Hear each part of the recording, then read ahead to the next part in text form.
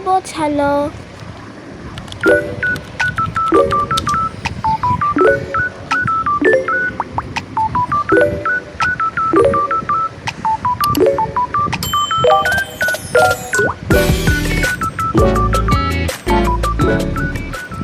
Avatar ওয়ার্ল্ডে একটা ছোট্ট বাড়িতে দোহা নামক একটা মেয়ে থাকতো।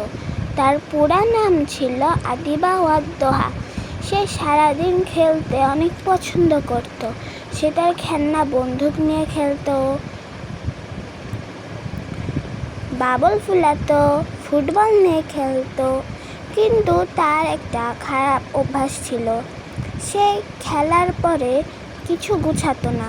সে ভাবতো যে তার মা এসে গুছিয়ে যাবে, আর সে হাসতে হাসতে সেখান থেকে চলে যেত। আর প্রতিবারের মতো তার মাই সব গুছাতো, যেটা তার মা করতে একদম ভালোবাসতো না।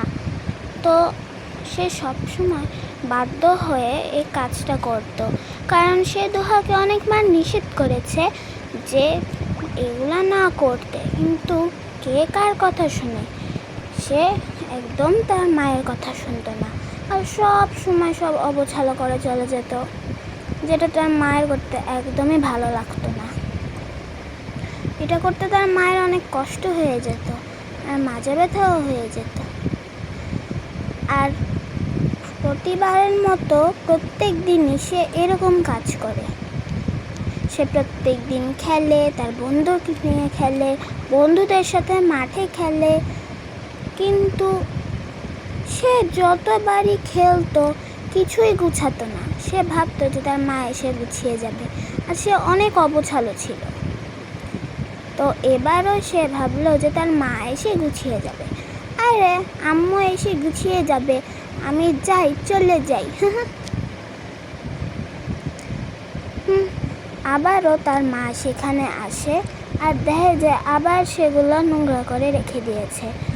তাই সে আবারও সেগুলো পরিষ্কার করার জন্য রেখে দেয়।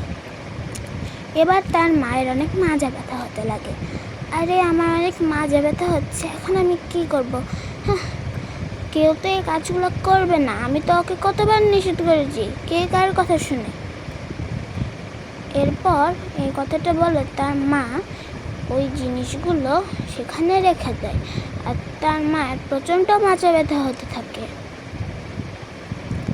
একদিন তার মা ভাবলো যে কিছু একটা করতে হবে। তারপর তার মা সিদ্ধান্ত নিল যে 1 সপ্তাহ ধরে ঘর পরিষ্কার করবে না এবং ঘর অগোছালো করে রাখবে। তখন কি হয় সেটা সে দেখবে। তারপর সে হাসতে হাসতে চলে গেল। পরের দিন দোহা আবারও প্রত্যেক দিনের মতোই খেলছিল, কিন্তু সব নোংরা করে আর অগোছালো করে। ইয়ে হু হু, হে হে, ইয়ে ইয়ে ইয়ে ইউ। সেখানে তার মা এসে তাকে বলল, দোহা আমি একটু ঘুমাতে যাচ্ছি, তুমি আমাকে একদম ডিস্টার্ব করবে না, আমি চলে গেলাম, ঠিক আছে? আমাকে যদি তুমি ডিস্টার্ব করো তাহলে আমি কিন্তু তোমাকে বড় বকা দেবে না। সে তো তার মায়ের কথা না শুনে অনেক হাসতে লাগলো। তার মা যখন ঘর থেকে চলে গেল তখন সে ভাবলো, আরে মা তো আজকে আমাকে বকা দিল না, কি ব্যাপার? কিছু তো একটা হয়েছে। আচ্ছা কি হয়েছে? বকা দিল না, আমারই তো লাভ হলো। এখন আমি আরও অবছালো করব, আরও ফোন দেখব, আরও জিনিস অবছালো করব, যেটা আমার কাছে করতে অনেক ভালো লাগবে। তারপর সে আবারও জিনিসগুলো অবছালো করতে লাগলো। আমার আবার কি, মা এসে আবার পরিষ্কার করে যাবে। ইয়ে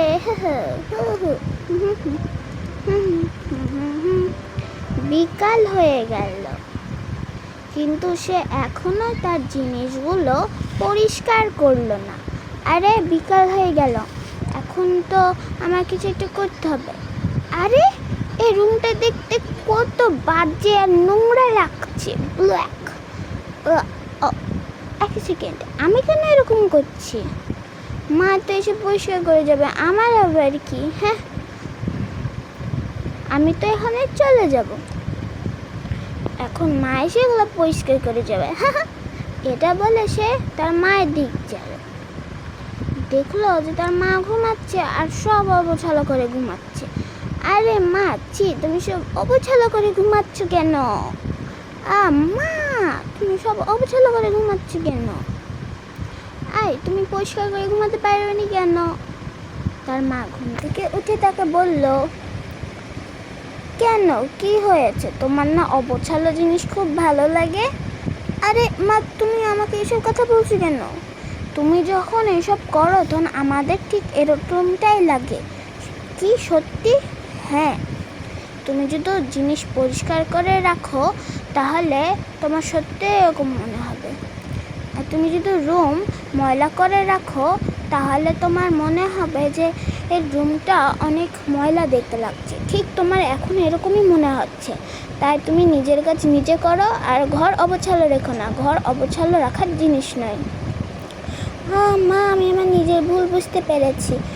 এখন আমি আমার রুম সাজানো গেলাম, মানে পরিষ্কার করতে গেলাম, তুমি ঘুমাও গিয়ে। আচ্ছা ঠিক আছে। এটা বলে তার মা ঘুমিয়ে গেল আর দোহা সব জিনিস পরিষ্কার করতে লাগলো। সে একে একে তার মা যেগুলো পরিষ্কার করছে সব ঠিক মতো সাজিয়ে রাখলো। তার মা যেভাবে সাজিয়ে রেখেছিল তার থেকেও সুন্দর করে সাজিয়ে রাখলো। তার ঘর যখন মায়ের ঘর যখন সাজানো হয়ে গেল তখন সে লিভিং রুমে গেল। লিভিং রুমটা আরও সুন্দর করে সাজালো। তারপর সে তার নিজের রুমে গেল, যে সে জিনিসগুলো যে অবছালো করেছিল সব সুন্দর মতো সাজিয়ে রাখলো যাতে ঘরটা দেখতে আর নোংরা না হয়। সে লাইট আর ঘড়ি সব জিনিস মতো ভালোভাবে রেখে দিল, খেলনাও রেখে দিল যাতে তার রুমটা দেখতে অনেক সুন্দর হয়। পরে সে একে একে সব খেলনা সুন্দর মতো তার ব্যাগে রেখে দেয়। তারপর তার রুমটা দেখতে একটু সুন্দর লাগে। আর সে যখন আরও অনেক সুন্দর করে তখন রুমটা দেখতে একদম রাজপ্রাসাদের মতো লাগতে শুরু করে দেয়। আরে আমার তো সব কাজ শেষ। আরে রাত হয়ে গেল, এখন তো আমার খিদা লেগেছে। এখন মাকে যে কিছু বলি রান্না করে দিতে।